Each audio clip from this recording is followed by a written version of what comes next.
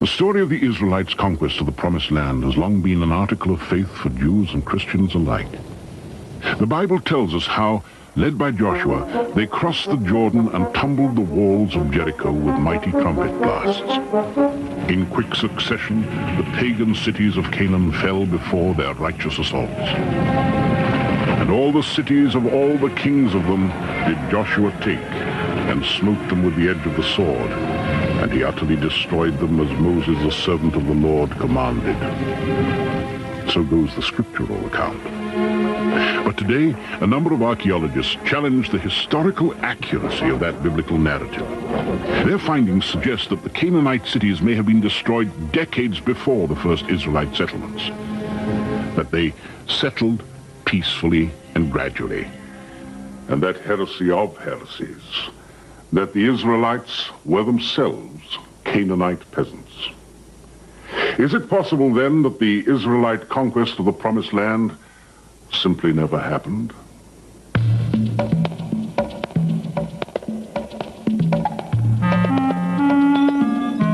When Jesus of Nazareth was spreading the gospel of the New Testament through the Holy Land, these ruins were already 1,000 years old. This is the kingdom of Hatzor, all that remains of a mighty empire that 2 millennia before the birth of Christ reigned in the Middle East. To the ancient world, it was known as the land of Canaan. But to the Hebrews of the Old Testament, it was the Promised Land.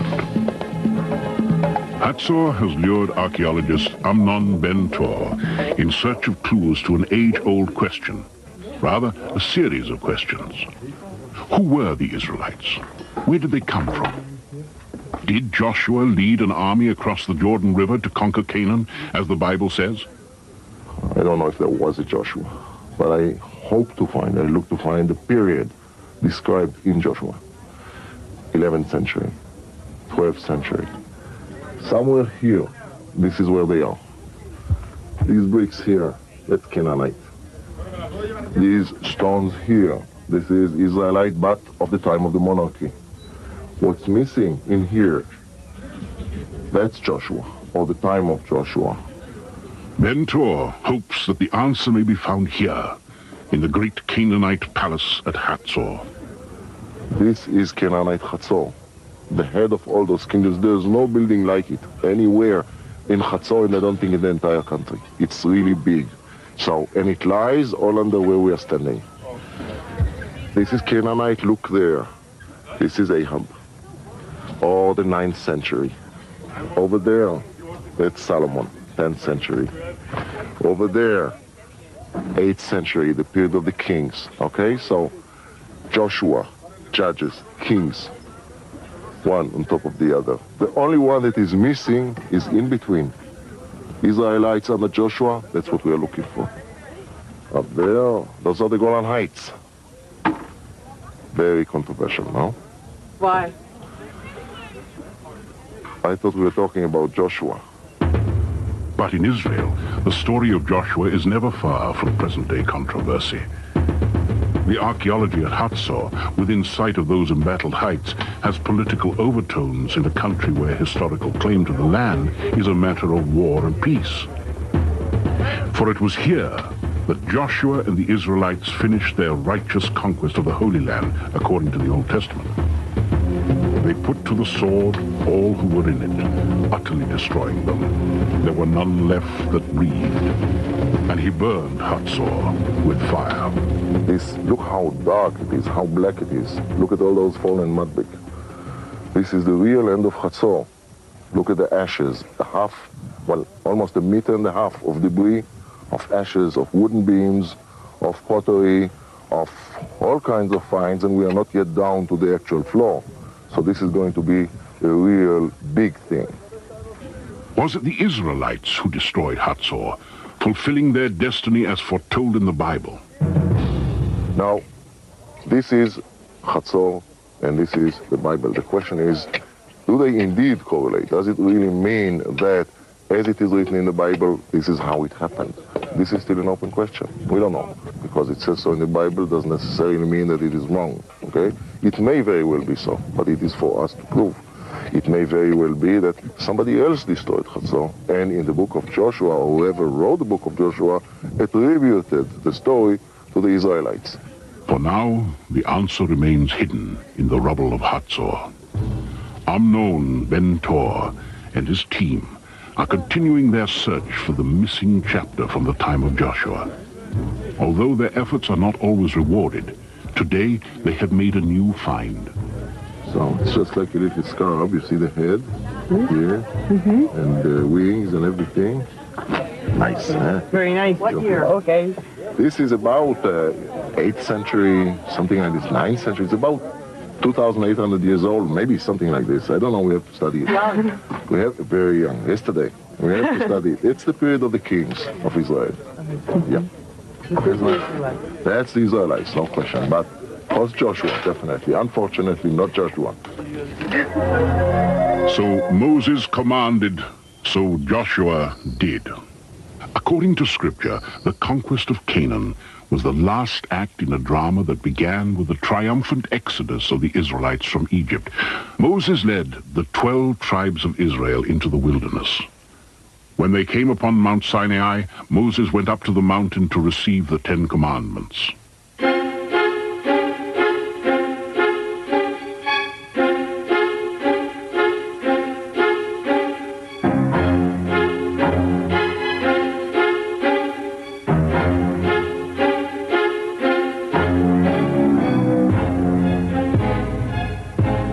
Moses died before reaching the Promised Land.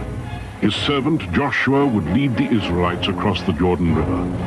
At Jericho, the Lord commanded them to march around the city for 6 days.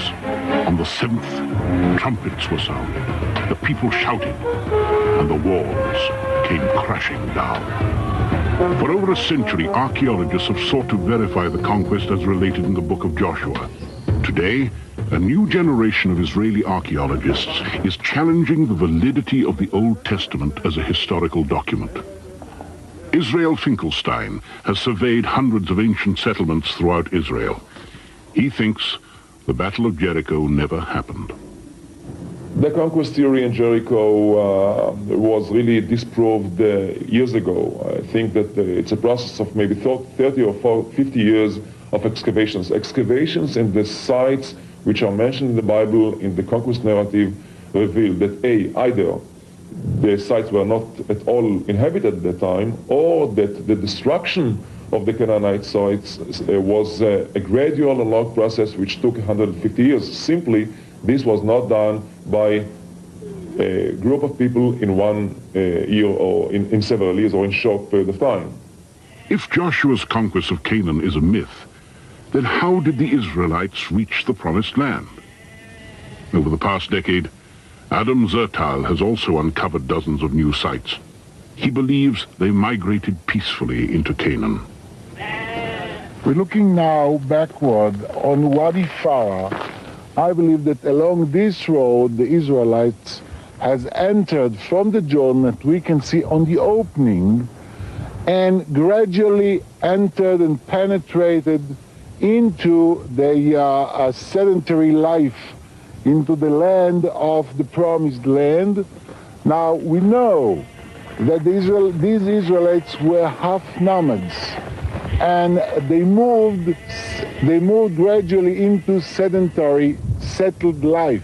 Zertal is convinced that the Israelites were originally nomads who came across the Jordan River and settled around Wadi Farah, the only perennial source of water in the region. Here they could live on the land and graze their flocks year-round. Eventually, they gave up their traditional nomadic tents for more permanent structures, like these crude mud huts unique to Wadi Farah. I think in a very firm way that they were foreigners who came from the other side of the Jordan. They were not Canaanites, since they were not directed from the Canaanite city-states to this land, but vice versa. Although Zertal has discarded the conquest theory in favor of his peaceful migration theory, he is equally passionate about a new discovery. We were digging here without understanding what it was. We didn't even dare to dream that we deal here with Joshua's altar.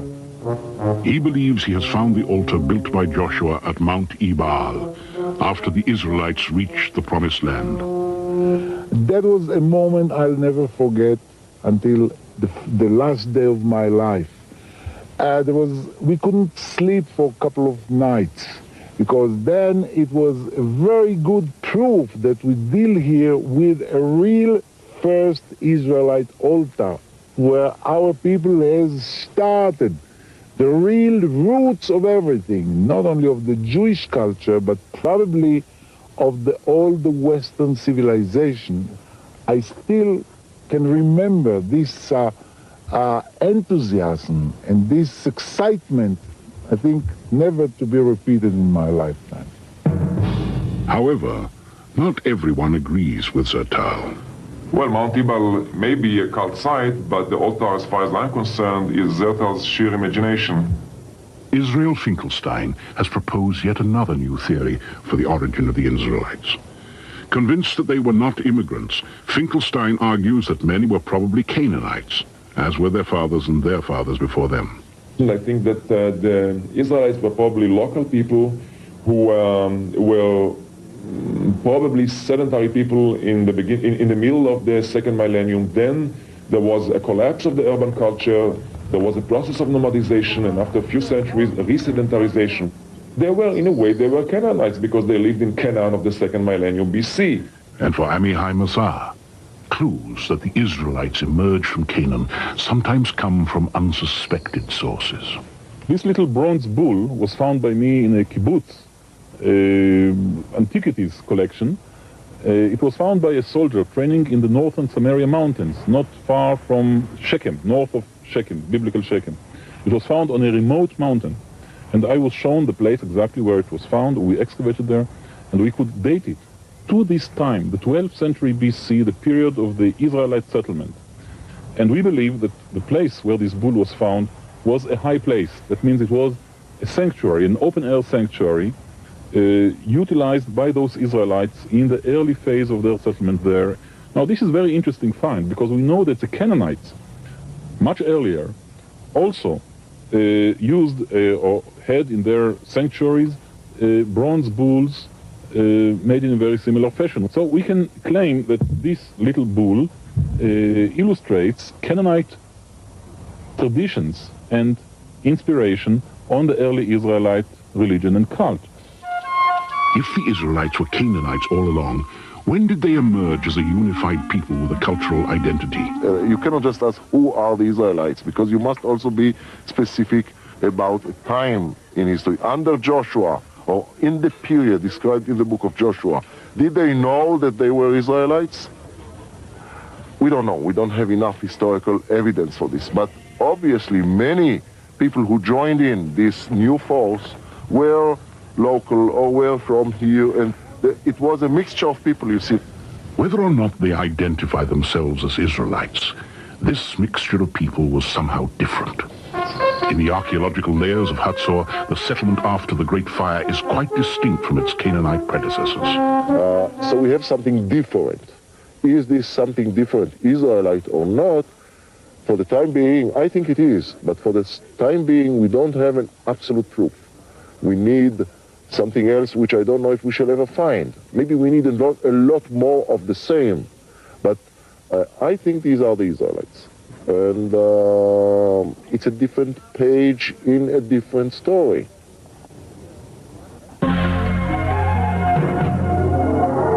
The Old Testament contains a second version of the conquest that contradicts the book of Joshua. In the book of Judges, the Israelites dwelled side by side with the Canaanites until a crisis threatened to overwhelm them. The world was turned upside down. Around 1200 BC, a crisis burst throughout the ancient Near East. Many cities collapsed. The empires collapsed. The Hittite Empire, the Egyptian Empire. After 1150 BC, the Egyptian Empire did not survive anymore.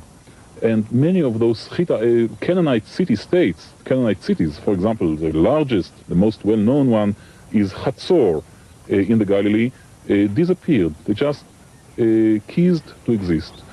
In fact, the world as they knew it ceased to exist. A golden age of trade and prosperity had linked Canaan to the empires of the Mediterranean and the Aegean.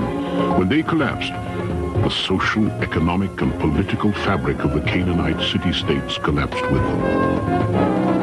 Today, most archaeologists agree that against this backdrop of turmoil and unrest, small groups of shepherds and herders, now politically independent and economically self-reliant, wandered into the isolated hills of Canaan to begin a new life.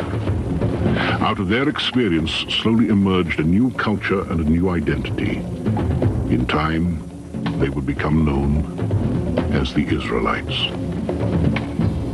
Does this new theory, based on decades of archaeological research, mean the Bible is wrong? Does it diminish the legend that has sustained Israel for centuries?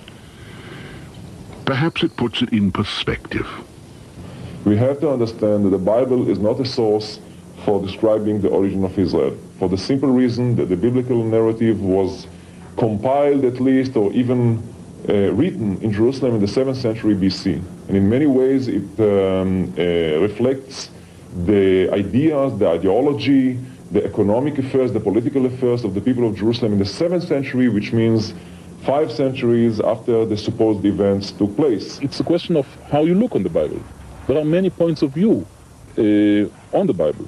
Of course, fundamentalists, both Christians and Orthodox Jews, believe in the Bible as the Word of God, and they accept its history as the true history. On the other hand, we have ultra-critical scholars, starting in the late 19th century and up to our own days, who claim that much of the biblical narrative is just literary fiction. Archaeology is not here to prove or disprove the Bible. I mean, the Bible, as a book written in divine inspiration, needs no proof. Professor Avram Biran is a veteran archaeologist who began excavating in Israel before it became a state. He now teaches biblical archaeology at Hebrew Union College in Jerusalem. Take Jericho. How many articles and books have been written? Did the walls of Jericho came falling down? Now, I don't know if it really matters. There must have been some kind of a historical element in the story, but we don't know which of the layers of occupation of Jericho can be ascribed to it. We don't know when it took place exactly. But to me, the myth of Jericho, if you like, has sustained the Israelites and the Jewish people for thousands of years. But for Adam Zertal, each chapter and verse of the Old Testament is incontestably etched in these stones. The debate cannot be whether the Israelites were Israelites, because the Israelite entity here is quite clear by, as I said, the similarity with the Bible and the later Jewish temple in Jerusalem. In the Holy Land, biblical archaeology often reflects modern longings as much as ancient truths. How does archaeology, how does material culture relate to the biblical narratives? And here, this is a question of what's important. You cannot answer it in general. You have to say, for whom? There are some people who need, for one reason or another, to have 100% correlation between archaeology and the biblical narrative in order to prove or to give them confidence or to give them a sense of identity, to give them roots in history. For a dozen different reasons, people need to have 100% correlation. Others, I'd say, like me, I don't need 100% correlation. I don't need to read a chapter in the Bible and then run to the field and see, can I find something which relates to this or not? My identity as an Israeli, I don't think it has anything to do with one theory or another in the book of Joshua. For some it is important, for others it's not. And in the larger perspective, archaeology perhaps serves the needs of a nation over time. When I was brought up 30 years ago in the education system in Israel, I was brought up on the narrative of the conquest of Canaan and destroying the local people and so on. And I'm not sure that this is the way that we have to look at things today. It's important for us, I think, in Israel, for the way that we shape our culture and our identity today, in the sense that it teaches us, I think, to find a way to live with our neighbors. In the present-day turmoil of the Middle East, archaeology has shed new light on this ancient landscape. Far from shattering myth, it has enriched an epic tale of struggle and survival that continues to rock the political landscape of Israel today. In an earlier time, the suggestion that the Israelites were themselves Canaanites would have earned its author a public stoning. Yet in the timeless interplay of science and religion, one era's heresy is often another's article of faith. Perhaps tomorrow, the idea of the Israelites as Canaanites will be no more earth-shaking than the theory of evolution.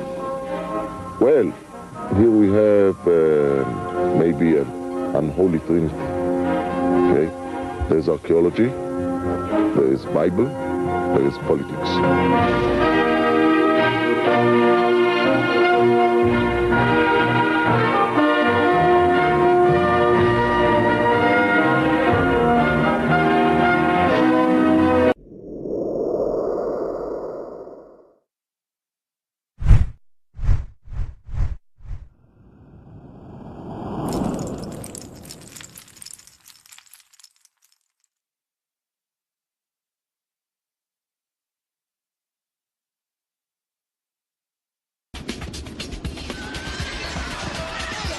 If we want to learn about the exploits of some of the earliest warriors and the weapons they fought with, we need only look in the Bible.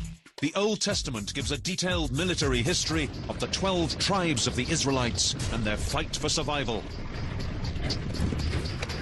This time on Conquest, we experience the weapons of the Bible.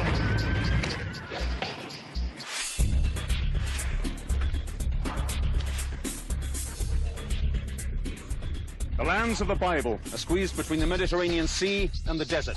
To the north is Syria and Asia Minor. To the south, Egypt. To the east, the empires of Mesopotamia. This area used to be called the land of Canaan. It's only 70 miles wide, and it's absolutely essential in a strategic position as the sole land bridge between Eurasia and Africa. In times of peace, it was essential for commerce. In wartime, essential for military maneuver. The Israelites controlled most of this land for most of 12 centuries. We're going to find out how they did it, and you are going to learn how to win with the weapons of the Bible. In the 18th century BCE, there was a great movement of peoples from the east into the eastern Mediterranean, of which the major group were the Hyksos. They invaded Egypt and defeated the mighty Egyptian army, who were equipped with inferior weapons of stone, wood, and early bronze. The Hyksos succeeded partly by military technology. They had superior bronze weapons and the ultimate shock force of fast chariots, and an excellent missile weapon, the Asiatic composite bow. Now, this was of recurved design, made of horn and sinew, with an effective range of 200 yards. The only disadvantage of this was that it was extremely difficult and expensive to make, and often took up to a year to finish. Now, these modern copies are 55 pounds draw weight, which is extremely strong for a small bow, and so strong, in fact, I'm going to need help stringing it. So, could you give me a push? Now, these were truly powerful weapons. From now on, massed archery ruled the battlefield. So, you'd better learn how to use these.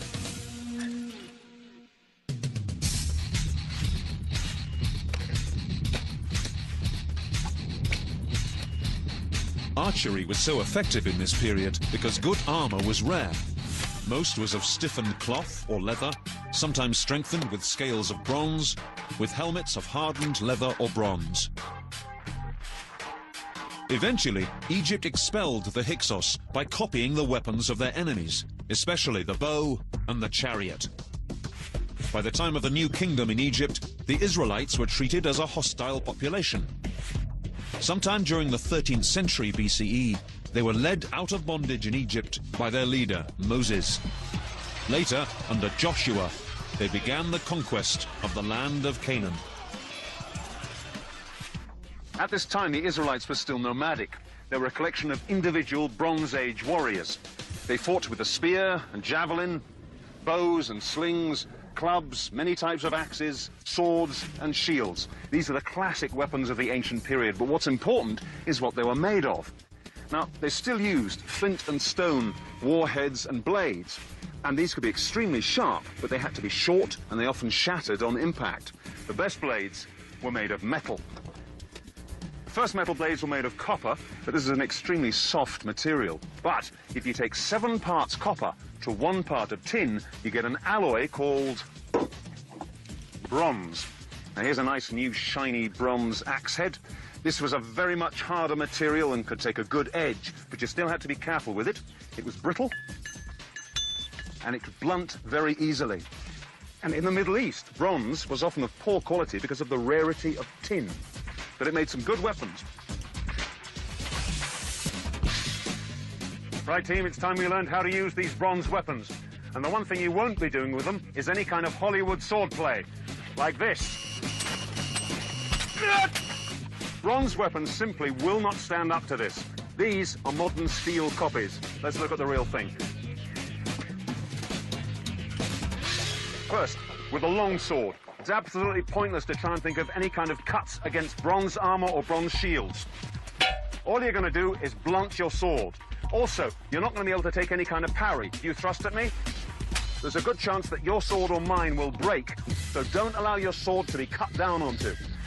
Now, these aren't useless weapons, but you just have to rethink your whole idea of swordplay. You push shield against shield, and you try and find the gaps, the unarmored places on the body, low on the leg, up to the face, into the gut.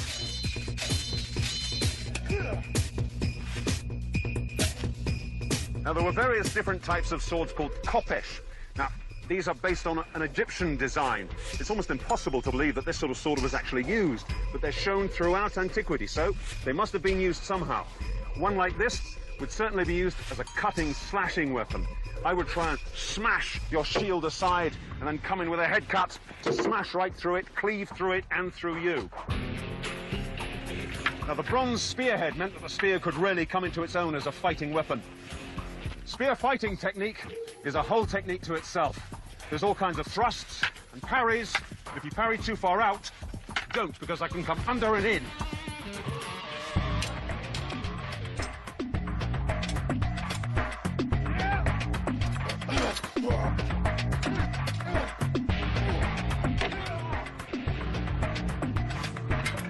Now, the short spear, the javelin, the bronze head made it a much more effective weapon. It made it much better balanced and a much deadlier weapon.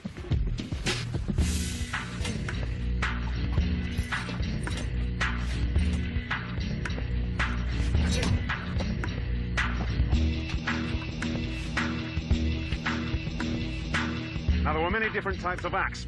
Everything from this double-handed monster to this nice, short, sharp one. Now, with this, it does have a sharp blade, but frankly, that's not important with this. This one relies on weight. You try and cleave through your opponent's shield or armor. Now, I'm going to cut at you. I want you to try and hit back at me, all right? Very good. Not finished yet. Yeah, you're too good at this. Go away.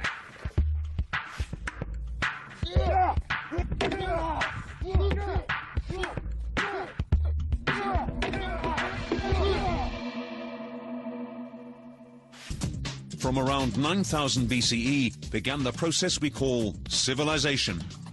Settled agricultural states were established, and the ownership of land became important for the first time. Defensible land and the new possibilities for trade led to the creation of the first walled cities and to the formation of the first semi-professional armies. Now, you guys will be armed with short swords or axes, with spears and with shields, and with some basic armor and helmets of bronze or leather. So pick up your shield.